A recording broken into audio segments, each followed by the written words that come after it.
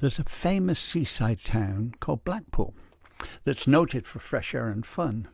And Mr. and Mrs. Ramsbottom went there with young Albert, their son. A grand little lad was young Albert, all dressed in his best, quite a swell, with a stick with an horse's head handle, the finest that Woolworth could sell.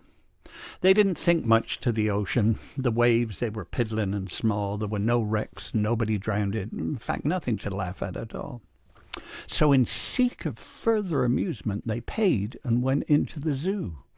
There were lions and tigers and elephants, brown ale and sandwiches too.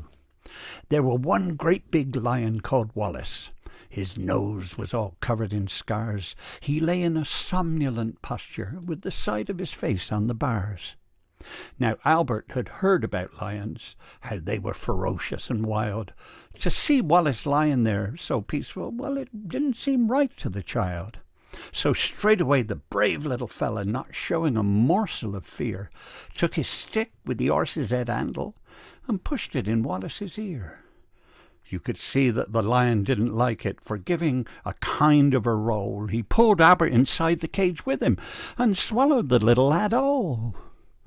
Then Pa, who had seen the occurrence and didn't know what to do next, said, "Mother, yon lion's et Albert." And Mother said, "Ooh, I am vexed."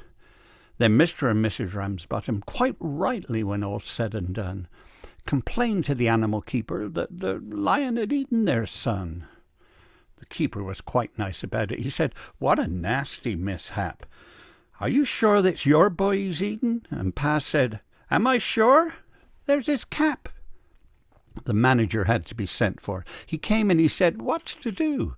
Pa said, "Yon lion's et Albert, and him in his Sunday clothes too." Then Mother said, Right, young fella. I think it's a shame and a sin for a lion to go and eat Albert, and after we've paid to come in." The manager wanted no trouble. He took out his purse right away, saying, "How much to settle the matter?" And Pa said, "What do you usually pay?" But Mother had turned a bit awkward. When she thought where her Albert had gone, she said, "No, someone's got to be summoned." So that was decided upon. Then off they went to the police station in front of the magistrate chap and told him what had happened to Albert and proved it by showing his cap. The magistrate gave his opinion that no one was really to blame, and he said that he hopes the Ramsbottoms would have further sons to their name.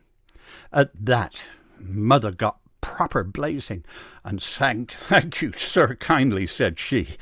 "What, waste all our lives raising children to feed ruddy lions? Not me."